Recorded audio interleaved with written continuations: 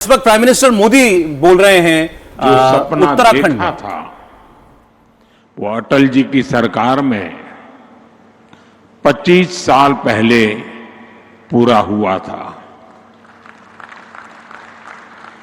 और अब बीते 25 वर्षों की यात्रा के बाद आज उत्तराखंड जिस ऊंचाई पर है उसे देखकर हर उस व्यक्ति का खुश होना स्वाभाविक है जिसने इस खूबसूरत राज्य के निर्माण के लिए संघर्ष किया था, जिन्हें पहाड़ से प्यार है, जिन्हें उत्तराखंड की संस्कृति, यहां की प्राकृतिक सुंदरता,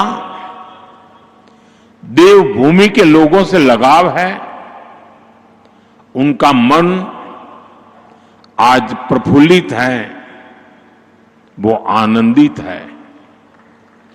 साथियों, मुझे इस बात की भी खुशी है कि डबल इंजन की भाजपा सरकार उत्तराखंड के सामर्थ्य को नई ऊंचाई देने में जुटी है। मैं आप सभी को उत्तराखंड की रजत जयंती पर बहुत बहुत बधाई देता हूं। मैं इस अवसर पर उत्तराखंड के उन बलिदानियों को भी श्रद्धांजलि देता हूं जिन्होंने आंदोलन के दौरान अपना जीवन न्यौछावर कर दिया। मैं उस वक्त के सभी आंदोलनकारियों का भी वंदन करता हूं, अभिनंदन करता हूं। साथियों, आप सब जानते हैं उत्तराखंड से मेरा लगाव कितना गहरा है।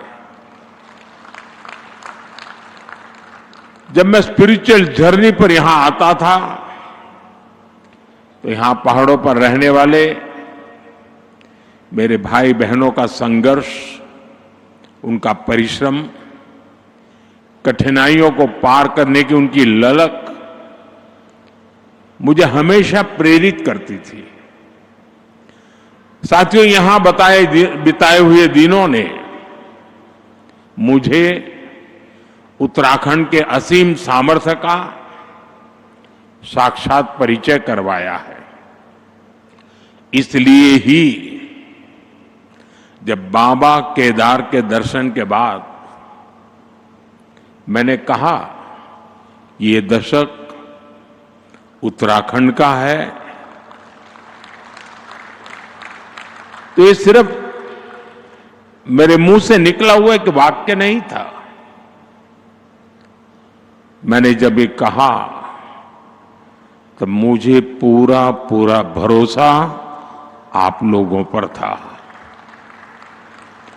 आज जब उत्तराखंड अपने 25 वर्ष पूरे कर रहा है तो मेरा ये विश्वास और दृढ़ हो गया है कि उत्तराखंड के उत्कर्ष का कालखंड है। साथियों, 25 साल पहले जब उत्तराखंड नया नया बना था तब चुनौतियां कम नहीं थी।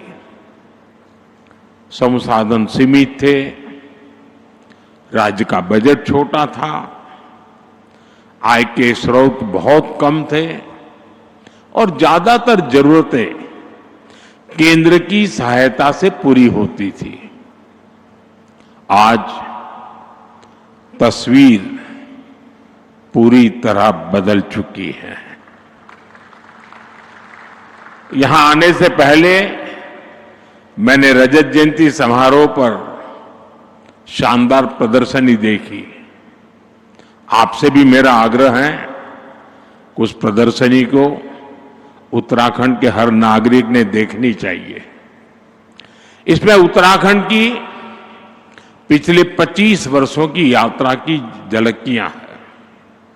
Infrastructure, education, industry, tourism, health, power और ग्रामीण विकास ऐसे अनेक क्षेत्रों में सफलता की गाथाएं प्रेरित करने वाली है। 25 साल पहले उत्तराखंड का बजट सिर्फ 4,000 करोड़ रुपए था। आज जो 25 साल की उम्र के हैं उनको उस समय का कुछ भी पता नहीं होगा।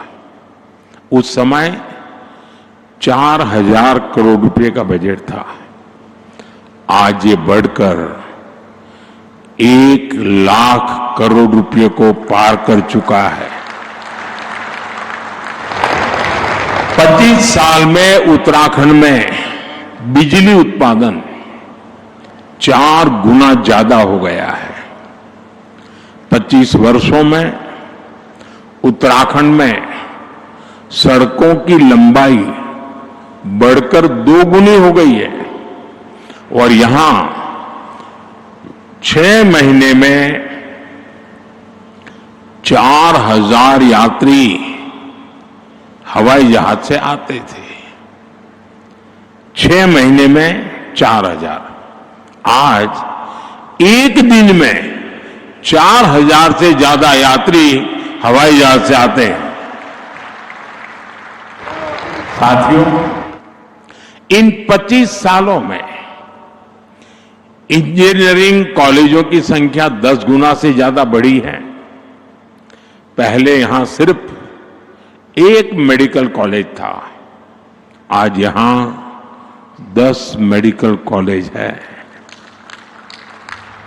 25 साल पहले वैक्सीन कवरेज का दायरा सिर्फ 25% भी नहीं था। 75% से ज्यादा लोग बिना वैक्सीन की जिंदगी शुरू करते थे। आज उत्तराखंड का करीब करीब हर गांव वैक्सीन कवरेज के दायरे में आ गया है। यानी जीवन के हर आयाम में उत्तराखंड ने काफी प्रगति की है। विकास की ये यात्रा अद्भुत रही है। ये बदलाव सबको साथ लेकर चलने की नीति का नतीजा है। हर उत्तराखंडी के संकल्प का नतीजा है। पहली पहाड़ों की चढ़ाई विकासक बाढ़ के रोक दे छी, अब वही बटी नई बाट खुलन लागली। साथियों, मैंने कुछ देर पहले उत्तराखंड के युवाओं से, उद्यमियों से बात की। वे सभी उत्तराखंड की ग्रोथ को लेकर बहुत उत्साहित हैं। आज जो उत्तराखंड वासियों के उद्गार हैं, उनको अगर मैं गढ़वाली में कहूं तो शायद कोई गलती तो कर लूंगा, लेकिन 2047 में भारत थे विकसित देशों की लेन में। ल्याण खुणी मेरो उत्तराखंड, मेरी देवभूमि पूरी तरह से तैयार छिन। साथियों, उत्तराखंड की विकास यात्रा को गति देने के लिए आज भी यहां कई परियोजनाओं का उद्घाटन और शिलान्यास किया गया है। शिक्षा, स्वास्थ्य, पर्यटन और खेल से जुड़े ये प्रोजेक्ट्स यहां रोजगार के नए अवसर तैयार करेंगे। जमरानी और सौंग बांध परियोजनाएं देहरादून और हल्द्वानी शहर की पेयजल की समस्या को दूर करने में महत्वपूर्ण भूमिका निभाएगी। इन सभी स्कीम्स पर 8,000 करोड़ रुपए से ज्यादा खर्च किए जाएंगे। मैं उत्तराखंड वासियों को इन परियोजनाओं की बधाई देता हूं। साथियों, उत्तराखंड सरकार अब सेब और कीवी के किसानों को डिजिटल करेंसी में अनुदान देना शुरू कर रही है। इसमें आधुनिक टेक्नोलॉजी के माध्यम से आर्थिक मदद की पूरी ट्रैकिंग करना संभव हो रहा है। इसके लिए मैं राज्य सरकार, रिजर्व बैंक ऑफ इंडिया समेत सभी स्टेक होल्डर्स की भी प्रशंसा करता हूं। साथियों, देवभूमि उत्तराखंड भारत के आध्यात्मिक जीवन की धड़कन है।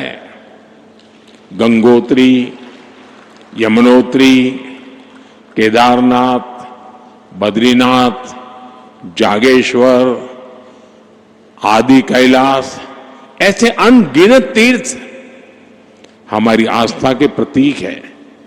हर वर्ष लाखों श्रद्धालु इन पवित्र धामों की यात्रा पर आते हैं। उनकी यात्रा भक्ति का मार्ग खोलती है, साथ ही उत्तराखंड की अर्थव्यवस्था में नई ऊर्जा भरती है। साथियों, बेहतर कनेक्टिविटी का उत्तराखंड के विकास से गहरा नाता है।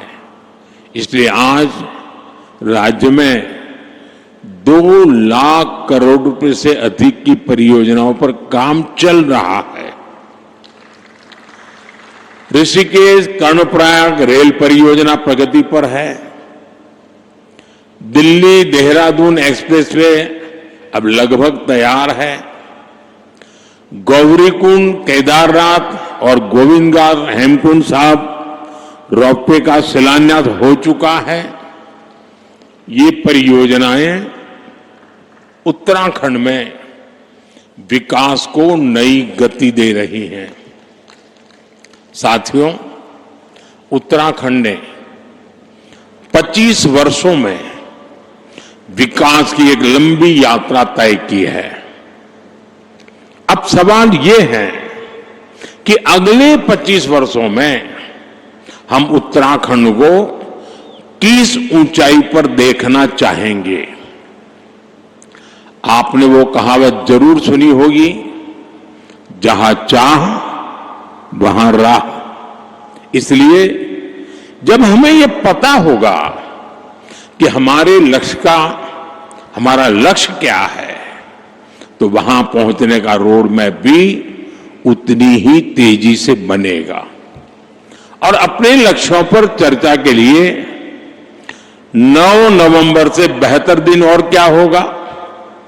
साथियों, उत्तराखंड का असली परिचय उसकी आध्यात्मिक शक्ति है। उत्तराखंड अगर ठान ले तो अगले कुछ ही वर्षों में खुद को spiritual capital of the world के रूप में स्थापित कर सकता है। यहां के मंदिर, आश्रम, ध्यान और योग के सेंटर, इन्हें हम ग्लोबल नेटवर्क से जोड़ सकते हैं।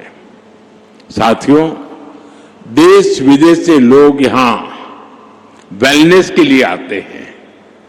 यहां की जड़ी बूटियां और आयुर्वेदिक औषधियों की मांग तेजी से बढ़ रही है।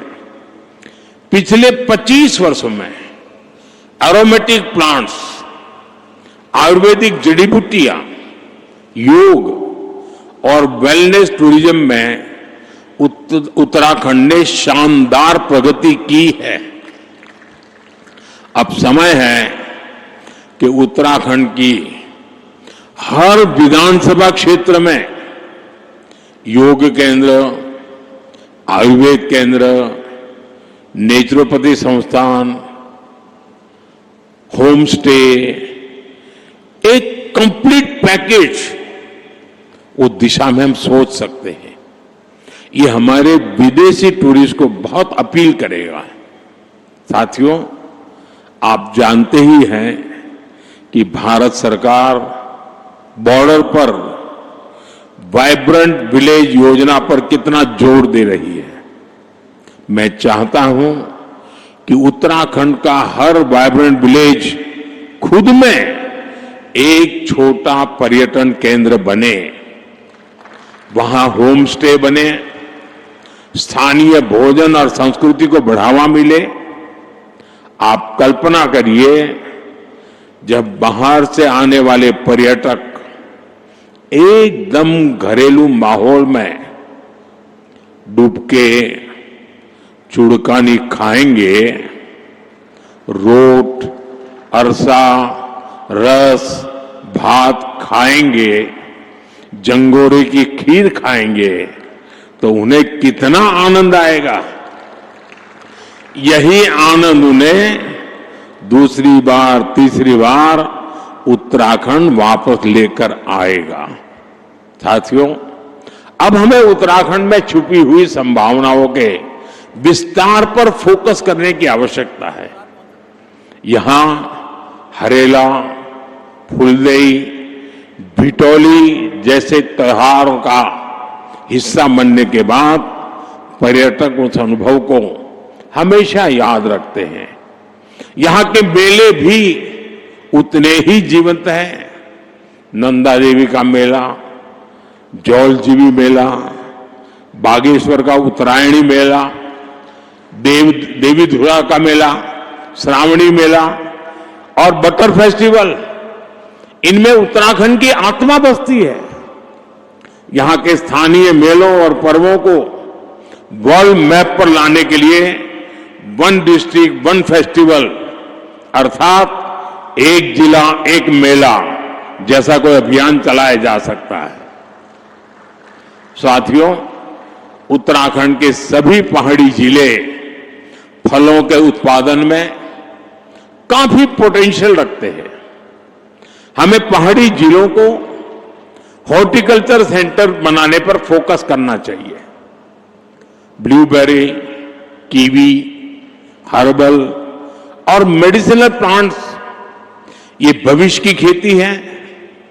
उत्तराखंड में फूड प्रोसेसिंग, हस्तशिल्प, ऑर्गेनिक प्रोडक्ट्स, इन सब के लिए एमएसएमईज को नए सिरे से सशक्त किए जाने की जरूरत है।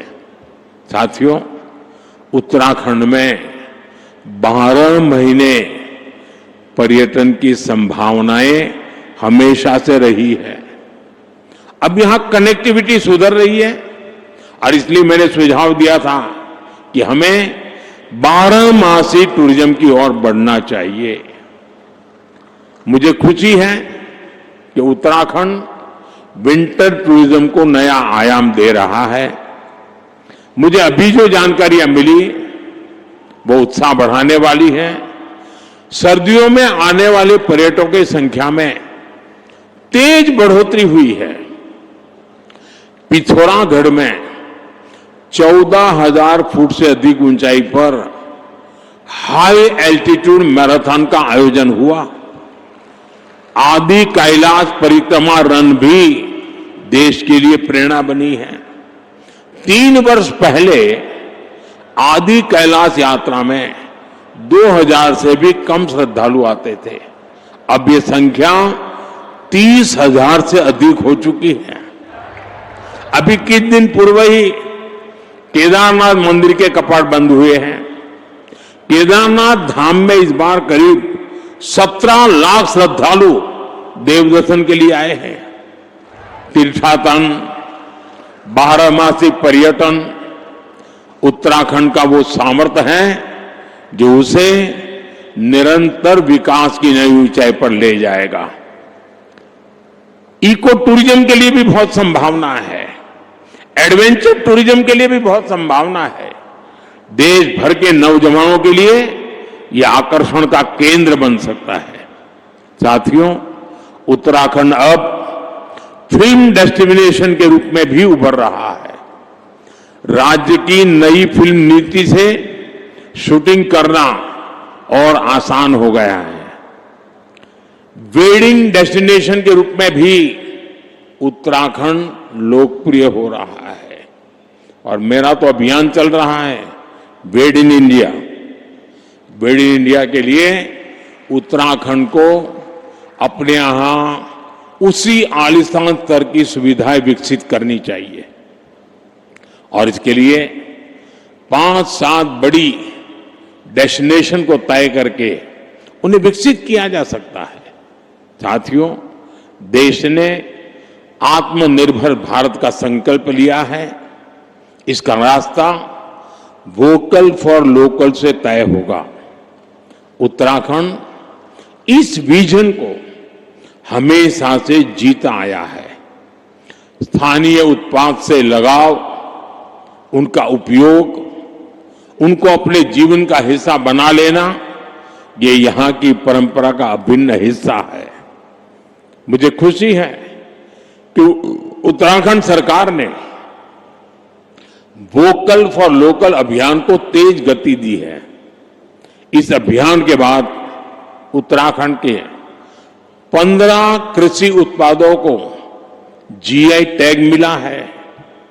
यहां के बेडू फल और बद्री गाय के घी को हाल के दिनों में जीआई टैग मिलना सचमुच में बहुत गौरव की बात है।